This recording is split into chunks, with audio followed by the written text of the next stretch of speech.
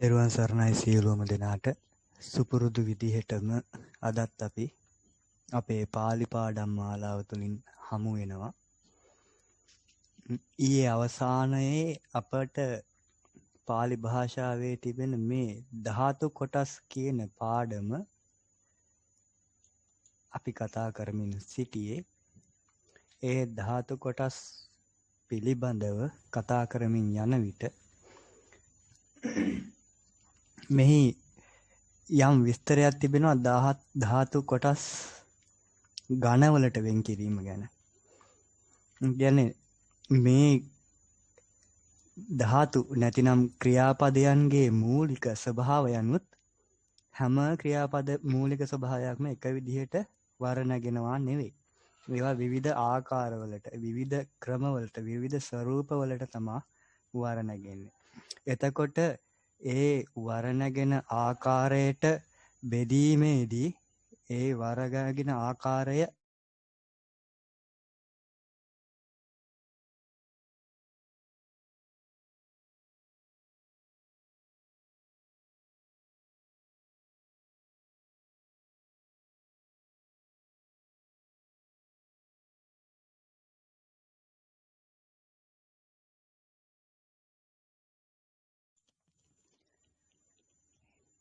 ඒ ධාතු කොටස් වර්ණගෙන ස්වභාවය අනුව ඒ ධාතු කොටස් වර්ණගෙන ස්වરૂපයන් අනුව ඒවා කොටස් කරලා තියෙනවා. එක් එක් ආකාරයේ කොටස් වලට වෙන් කරලා තිබෙනවා.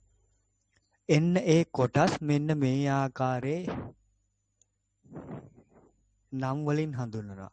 භූ ආදී ධාතු කොටස්. ඊට පස්සේ චුරාදී ගණයට අයිති ධාතු කොටස් කියලා මෙන්න මෙහෙම කතා කරන්නේ මෙන්න මේ වර්ණගීමේ ස්වરૂපයට අනුව වෙනස් කරලා එක් එක් කොටස් වලට බෙදපු ධාතුන් පිළිබඳව මේ පිළිබඳව මෙතනදී අපි වැඩිදුර විස්තර කතා කරන්නේ නැහැ.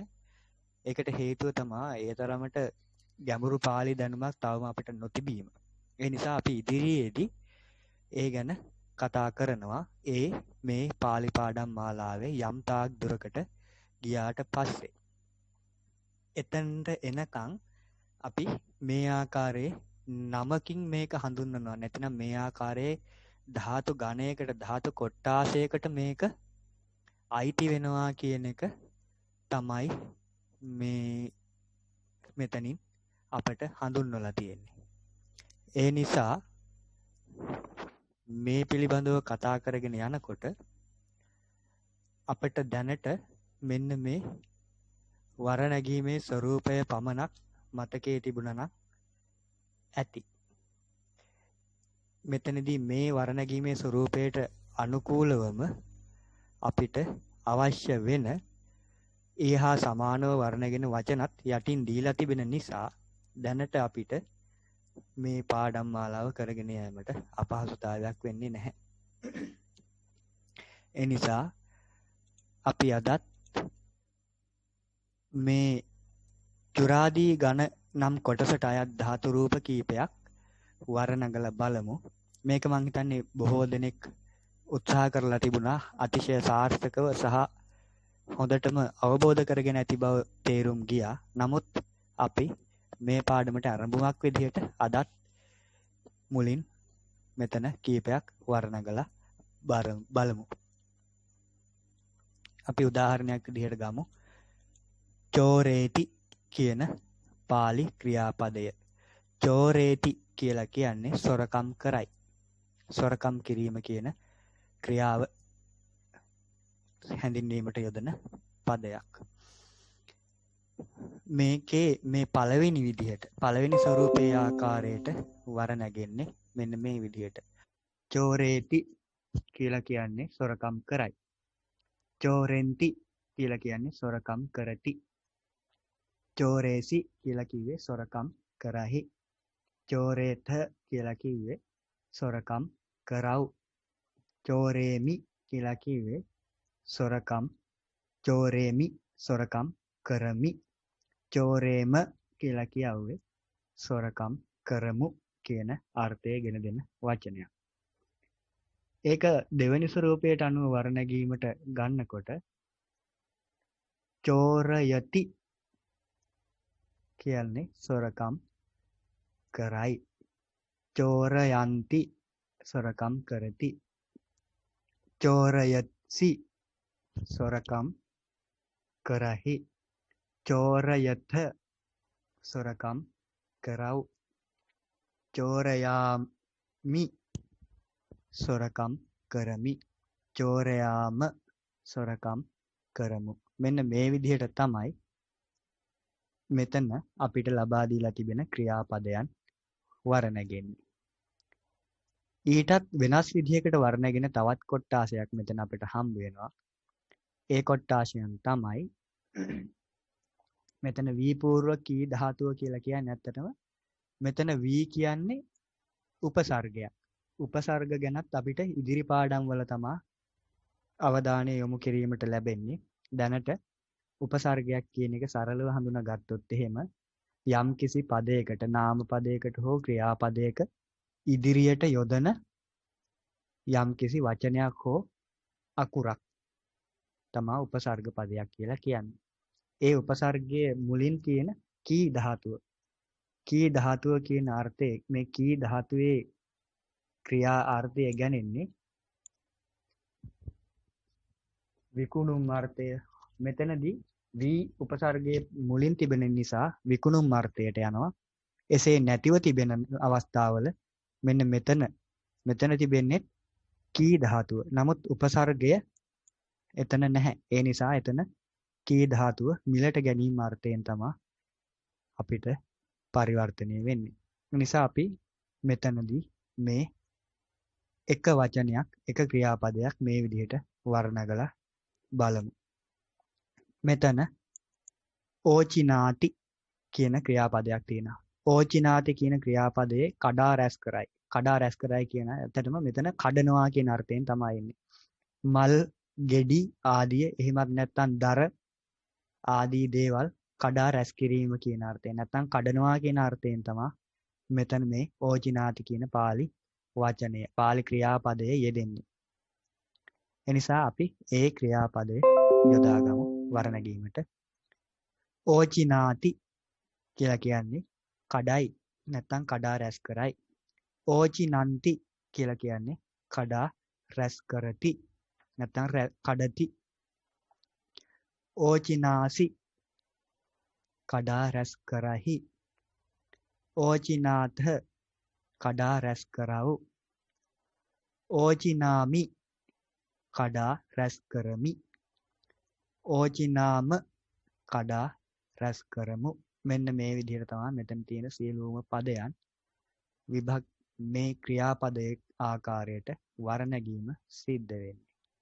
ඉන්පසු අපි අභ්‍යාස අංක 5ට දැන් සූදානම් වෙනවා. අභ්‍යාස අංක 5 පළවෙනියටම අපිට තිබෙන්නේ සිංහලයට නැගිය යුතු කොටස. අංක 1 පුත්තෝ ධම්මං උග්ගන්හාති.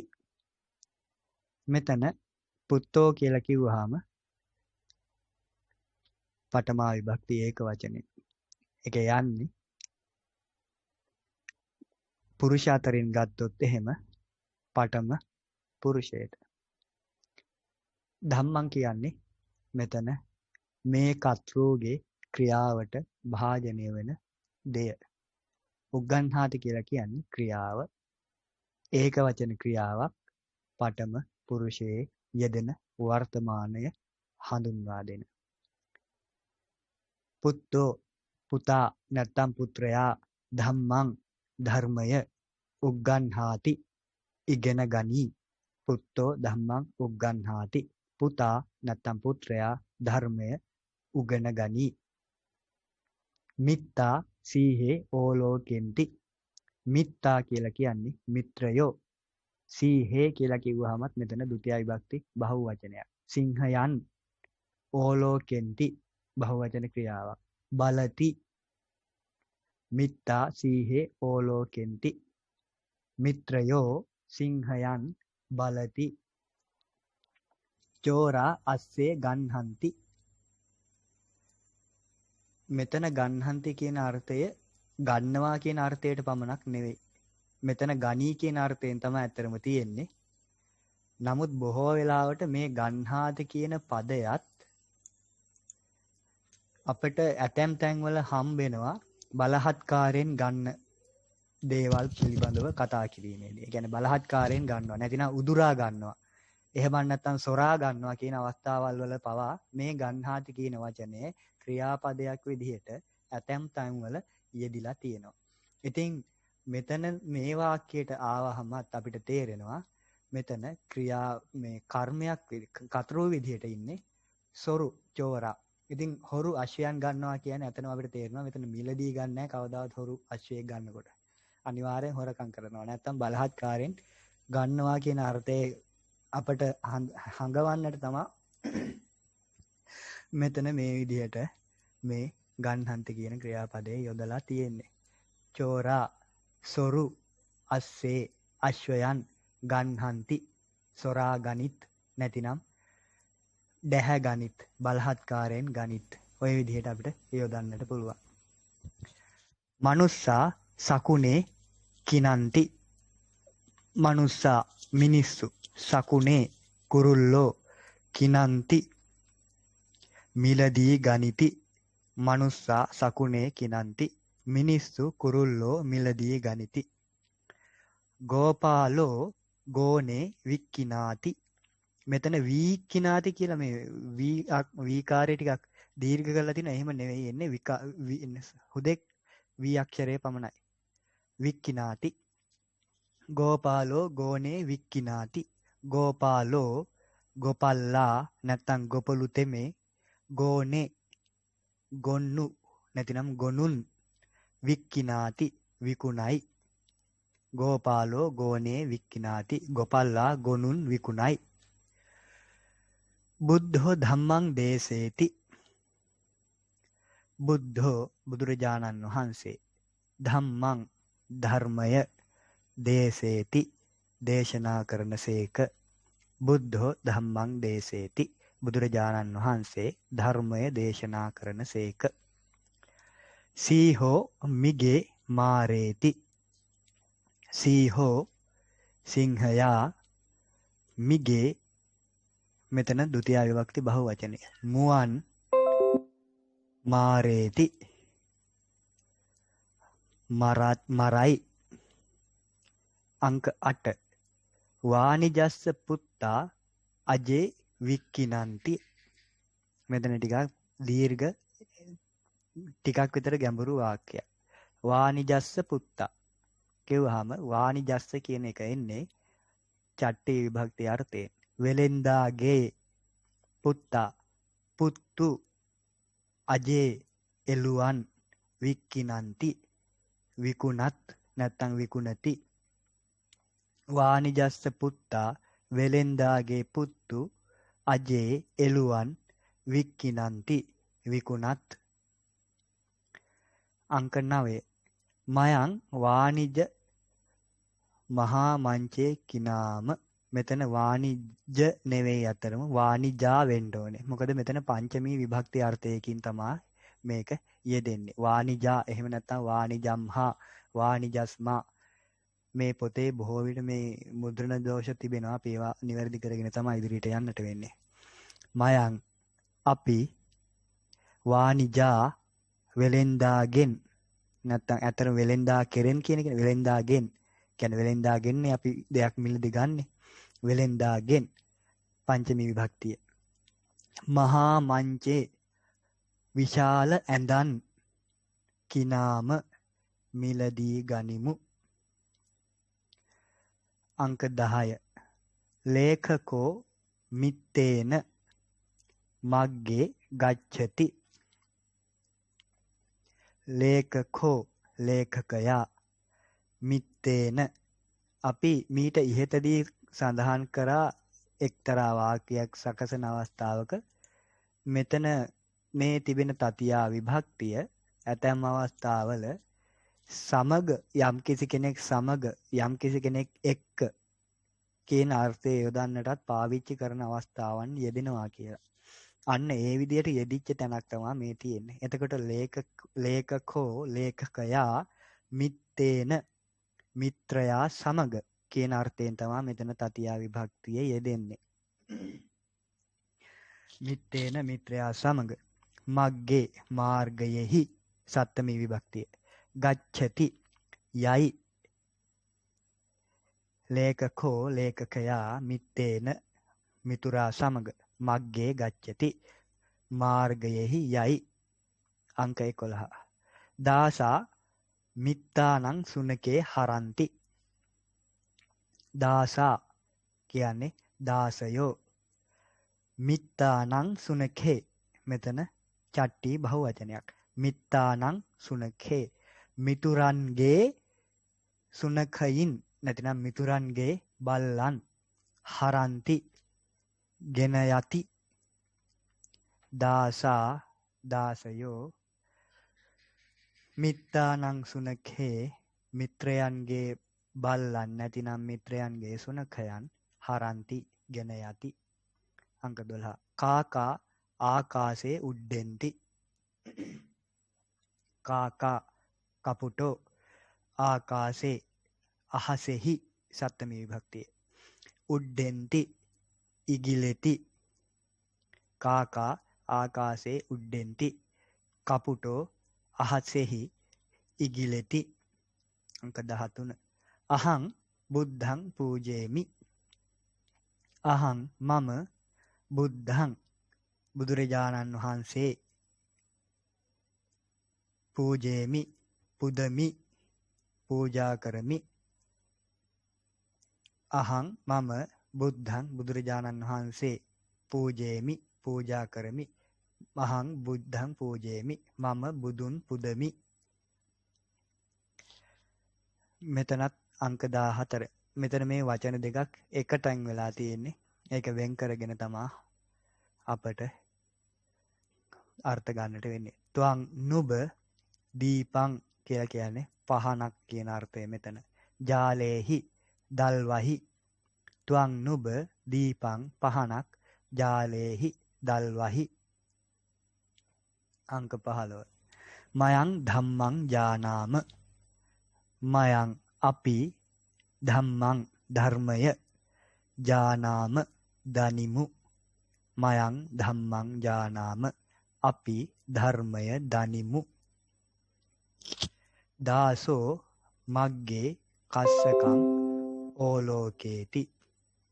දාසෝ දාසයා මග්ගේ මාර්ගයෙහි කස්සකං. මෙන්න මෙතන ඇත්තටම ဒုတိ ය විභක්තියක් යෙදිලා තියෙන්නේ. මේ ආකාරයේ ဒုတိ ය විභක්තියක් යෙදිලා ඊට පසුව එන ක්‍රියාපදයේ මෙන්න මේ විදිහේ බලනවා කියන ආකාරයේ ක්‍රියාපදයක් යෙදුනොත් අපි බොහෝ වෙලාවට මෙතෙන්ට අර්ථයක් කියනකොට ඒක ဒုတိ ය විභක්තියේ ගොවියා බලයි කියලා කියනවට වඩා සරල, ඒ කියන්නේ තේරුම් ගැනීමට සුදුසුම ආකාරය තමයි ගොවියා දෙස බලයි කියන ආකාරය. ගොවියා දෙස බලයි කියන ආකාරය තමයි අපිට තේරුමක් ගන්න පුළුවන් සරල ආකාරය.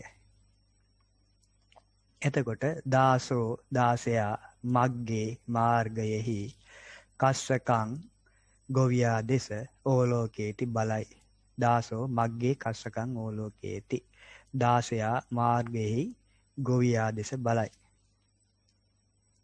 නැතිනම් තව විදිහකට මෙතන බලයි කියන එකට අර්ථයට වඩා බොහෝ වෙලාවට ඕලෝකේති කියන අර්ථය ඇතැම් අවස්ථාවල මෙන්න මේ ඕලෝකේති කියන ක්‍රියාපදයේ ඇතැම් අවස්ථාවල දකී කියන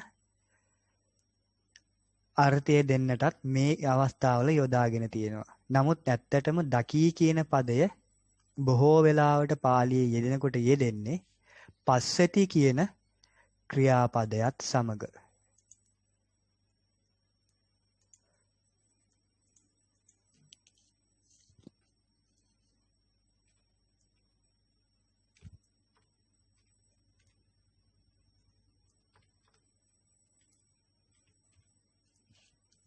මෙන්න මේ ආකාරයේ ක්‍රියාපදයක් තමයි බොහෝ විට අපට මේ දකින්නවා කියන වචනයට නැතිනම් දකින්නවා කියන ක්‍රියාපදයට බොහෝ වෙලාවට අපිට දකින්නට ලැබෙන ක්‍රියාපදයක්.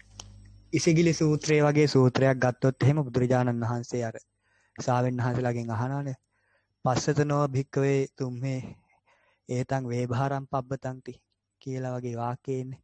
කියන්නේ ඔබලා අර තියෙන වේභාර පර්වතේ දකින්නවද කියලා අහන්නේ. අන්න ඒ වගේ අවස්ථාවල මේ පස්සති කියන ක්‍රියාපදේ තමයි යෙදෙන්නේ. නමුත් මේ පොතේ ඒ ඔය දෙකම ඔය ක්‍රියාපදයන් දෙකේම කියන්නේ දකින්නවා බලනවා කියන අර්ථ දෙකටම බොහෝ විට මේ ක්‍රියාපදේ යොදා ගන්න තැන් තියෙනවා. ඒ නිසා අපිට දකින්නවා කියන වචනේ දකින්නවා කියන ක්‍රියාව මෙතෙන් දාලා කිව්වොත් දාසෝ දාසයා මග්ගේ මාර්ගයෙහි කස්සකං ගොවියෙක් ඕලෝකේති දකි අන්න ඒ විදිහටත් අර්ථ ගන්නට පුළුවන්. නමුත් මේ ඕලෝකේති කියන පදේ බොහෝ වෙලාවට යෙදෙන්නේ බලයි කියන අර්ථේ. දකි කියන එකට බොහෝ වශයෙන් යෙදිලා තියෙන එක අපි දන්න පදය තමයි පස්සති කියන එක. අංක 17 තුම්හේ බුද්ධස්ස ධම්මං සුනාත තුම්හේ නුබලා බුද්ධස්ස කියලා කිව්වහම චට්ටි විභක්ති ඒක වචන අර්ථය අයිතියක් හැඟවීම බුද්ධස්ස බුදුරජාණන් වහන්සේගේ ධම්මං ධර්මය සුනාත අසව් තුම්හේ නුබලා බුද්ධස්ස ධම්මං බුදුරජාණන් වහන්සේගේ ධර්මය සුනාත අසව්. අංක 18 චෝරා මනුස්සානං අස්සේ චෝරෙන්ති චෝරා සොරු මෙතනත් චට්ටි විභක්ති බහුවචනාර්ථයක් තමයි මෙතන තියෙන්නේ. මනුස්සානං අස්සේ මිනිසුන්ගේ අශ්වයින් චෝරෙන්ති සොරකම් කරති චෝරා සොරු මනුස්සානං අස්සේ මිනිසුන්ගේ අශ්වයින් චෝරෙන්ති සොරකම් කරති. අංක 19 පුරිසෝ හත්ථේන දීපං ගන්හාති පුරිසෝ පුරුෂයා පුරුෂ තෙමේ හත්ථේන කියවා මෙතන තතියා විභක්තිය යෙදෙන්නේ. තතියා විභක්තිය මෙතන යෙදෙන ආකාරය තමයි අපි යම්කිසි ක්‍රියාවක් කිරීමට උපකාර කරගන්නවා නම් යම්කිසි ක්‍රියාවක් කරන්නට භාවිතා කරනවා නම් අපි ඒ භාවිතය ඒ උපකාරයේ තතියා විභක්තියෙන් යොදා ගන්නවා. හත්ථේන කියන්නේ අතින් දීපං ගන්හාති පහනක් ගනී. එතකොට මෙතන පහන කියන දෙය ගැනීමට උපකාර කරගන්නේ අත. ඒ නිසා තමයි හත්ථේන කියන එක තතියාවෙන් තියන්නේ. තතියා විභක්තියෙන් යොදන්නේ. පුරිසෝ හත්ථේන දීපං ගන්හාති පුරුෂයා හත්ථේන අතින් දීපං පහනක් ගන්හාති ගනී. අංක 20 චන්දෝ පබ්බතා උදේති චන්දෝ සඳු නැත්තම් චන්ද්‍රයා පබ්බතා කියවහම මෙතන පංචමී විභක්තිය පර්වතයෙන් උදේති උදාවෙයි චන්දෝ සඳ පබ්බතා පර්වතයෙන් උදේති උදාවෙයි චන්දෝ පබ්බතා උදේති සඳ පර්වතයෙන් උදාවෙයි. ඒ විදිහට තමයි අපිට මේ සිංහලයට පරිවර්තනය කරන්නට තියෙන ටික පරිවර්තන කිරීමට තිබෙන ආකාරය. ඉන් පස්සේ පාලියට නැගිය යුතු කොටස. අංක 1 සොරා ගොනෙකු සොරකම් කරයි. සොරා ඒක වචනයක්.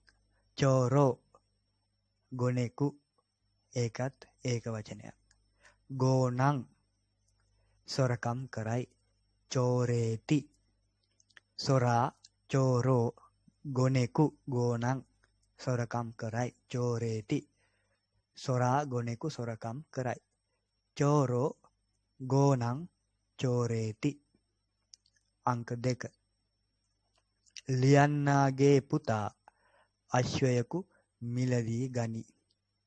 ලියන්නාගේ කිව්වහම චට්ටි විභක්තිය. ලියන්නාගේ පුතා. ලේඛකස්ස මොකද මෙතන ඒක වචනයක් තියෙන්නේ. ලේඛකස්ස පුත්තෝ අස්සං කිනාති. ලේඛකස්ස පුත්තෝ අස්සං කිනාති. ගොවියාගේ පුත්‍රයෝ ධර්මය උගනිත්. ගොවියාගේ පුත්‍රයෝ කස්ස පුත්තා ධම්මං ධර්මය ධම්මං උගනිත් උග්ගන්හන්ති. ගොවියාගේ පුත්‍රයෝ ධර්මය උගනිත්. කස්ස පුත්තා ධම්මං උග්ගන්හන්ති. අංක 4. වෙලෙන්දෝ පහන් විකුණත්. වෙලෙන්දෝ වානිජා පහන් දීපේ විකුණත්. වික්කිනන්ති. වෙලෙන්දෝ පහන් විකුණත්. වානිජා දීපේ වික්කිනන්ති. ගොවියා ගොනුන් මිලට ගනි. ගොවියා කස්සකෝ ගොනුන් ගෝනේ මිලට ගනි. කිනාති. කස්සකෝ ගෝනේ කිනාති. මිත්‍රයාගේ පුතා ගමෙහි ඉගෙන ගනි. මිත්‍රයාගේ පුතා මිත්‍රයාගේ. මිත්තස්ස පුතා පුත්තෝ ගමෙහි සත්තමී විභක්තිය. ආකාර 3කට තියෙනවා. ගාමේ ගාමම්හි ගාමස්මින් ඉගෙන ගනි. උග්ගන්හාති. මිත්තස්ස පුත්තෝ ගාමේ උග්ගන්හාති. මිත්තස්ස පුත්තෝ ගාමම්හි උග්ගන්හාති. මිත්තස්ස පුත්තෝ ගාමස්මින් උග්ගන්හාති. අංක 7. රජ දිවයින පාලනය කරයි. රජ භූපාලෝ දිවයින. දීපං මෙතන දීපං කියන දීප ශබ්දය යෙදෙන්නේ දිවයින නැතිනම් දූපත කියන අර්ථයට. පහන කියන අර්ථයෙන් නෙවෙයි. දීපං පාලනය කරයි. පාලේති. භූපාලෝ දීපං පාලේති. අංක 8. අපි වෙලෙන්දාගේ පුතා දකිමු. අපි මයං වෙලෙන්දාගේ පුතා. වානිජස්ස පුත්තං. මෙතන මොකද පුතා මෙතන මේ අපි කියන කර්තෘට අපි කියන කර්තෘගේ ක්‍රියාවට කර්මයක් බවට පත් වෙලා තියෙන නිසා ဒုတိ ය විභක්තියෙන් යෙදෙන්නේ. වානිජස්ස පුත්තං දකිමු. දකිමු කියන එක අපිට මේ පොතේ දීලා තියෙන විදිහට උඩ තිබෙන ආකාරයටම තමා මෙතන තිබෙන ආකාරයටම තමා යොදන්නට වෙන්නේ. ඕලෝකේම මයං වානිජස්ස පුත්තං ඕලෝකේම. අංක 9. වඳුරෝ පක්ෂීන් පෙලත්. මෙතන පෙලත් කියන්නේ පීඩා කරනවා නැතිනම් හිංසා කරනවා කරදර කරනවා කියන අර්ථය. ඒකට තියෙන ක්‍රියාපදේ තමයි පීලේති. මෙතන මේ ආකාරයට තියෙන ක්‍රියාපදේ පීලේති. වඳුරෝ වානරා පක්ෂීන් සකුනේ පෙලත් පීලෙන්ති. වානරා සකුනේ පීලෙන්ති. මිනිසාගේ අත් දෙස බලව. මෙතන අපි අර කලින් කිව්ව ආකාරයට දෙස කියන එක ඇත්තටම ဒုတိ ය විභක්තිය හුදෙක්ම ဒုတိ ය විභක්තිය යොදපු ගමන් ඒක යෙදෙනවා. ඒ අර්ථය එනවා. මිනිසාගේ manussස්ස හත්තේ මෙතන බහුවචන ဒုတိယ විභක්ති බලව ඕලෝකේහි මිනිසාගේ අත් දෙස manussස්ස හත්තේ බලව ඕලෝකේහි ඇත්තටම මේ මෙන්න මේ අංක 10 කියන මෙන්න මේ පාළි පාඨය මෙතෙන්ට එන පාඩයක් නෙවෙයි මේක මින් ඉදිරියේ තිබෙනවා පාඩමක් ඒ තමයි විධික්‍රියා කියලා. කියන්නේ විධාන කිරීම. අන්න ඒ විධාන කිරීම කියන පාඩමට පැමිණිය යුතු ඒ පාඩමට අදාළ වෙන වාක්‍යයක්. නමුත් මෙතෙන්ට වැරදීමකින් හෝ ඇවිල්ලා තිබෙනවා. නමුත් බලව කියලා මෙතන ඇත්තටම කියවෙන්නේ මේ ක්‍රියාව ගත්තොත් එහෙම අන කිරීමක්. විධානයක්. ඒ විධානය අපි තවම ඉගෙනගෙන නැහැ. නමුත් ඒකට අපිට ඕලෝකේහි කියන වචනේ යොදා ගන්නට පුළුවන්. අපි මේ පිළිබඳව ඉදිරියේදී කතා කරනවා. අංක 11. සොරු ලෝභයෙන් එළුවම් සොරකම් කරත්. මෙතනත් මේ ලෝභයෙන් කියලා කිව්වහම ඇත්තටම මෙතන මොකක්ද සාමාන්‍යයෙන් අර්ථය? ඒ තමා ලෝභය හේතුවෙන්. ලෝභය කරන කොටගෙන. ලෝභය හේතු කරගෙන. ඒ නිසා ඒක තතියා නැද කරණාර්ථයෙන් තමයි යෙදෙන්නේ. ඒ නිසා ඒක තතියාවෙන් සමාන කරණ විභක්තියෙන් යොදන්නට ඕනේ. කරණ ඒක වචනේ. සොරු චෝරා ලෝභයෙන් එළුවන් අජේ සොරකම් කරත් චෝරෙන්ති. අංක 12. දාසයෝ දාසා ළමයින්ට ආහාර ගෙනෙත්. දාසයෝ දාසා ළමයින්ට කුමාරාණං ආහාර කියන එකට ඇත්තටම ආහාර කියන පදෙම අපිට යොදා ගන්නට පුළුවන් පාලි භාෂාවේ බින්න වෙලා ආපු වචනයක් නිසා. ආහාරේ ගෙනෙත් ආහාරති. දාසයෝ දාසා ළමයින්ට කුමාරාණං ආහාරේ ආහාරන්ති. අපි බුදුන්ගේ ධර්මය අසමු. අපි මයං බුදුන්ගේ ධර්මය බුද්ධස්ස ධම්මං අසමු සුනාම. අංක 11. තෙපි අංක 14. තෙපි සංඝයාට පූජා කරව්. තෙපි තුම්හේ සංඝයාට සංඝස්ස පූජා කරව්. පූජේත. අංක 15. ළමයා මිත්‍රයාගේ බල්ලා ගෙන එයි. ළමයා කුමාරෝ මිත්‍රයාගේ බල්ලා මිත්තස්ස සුනඛං ගෙන එයි ආහාරති.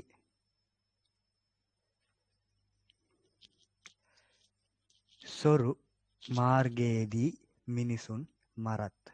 සොරු චෝරා මාර්ගයේදී සත්තමි. ඒක වචන 3ක් තියෙනවා. මග්ගේ මග්ගම්හි මග්ගස්මින් මිනිසුන් මරත්. මනුස්සේ මාරෙන්ති. චෝරා මග්ගේ මග්ගම්හි මග්ගස්මින් මනුස්සේ මාරෙන්ති. ළමයි ගමෙහි සෙල්ලම් කරත්.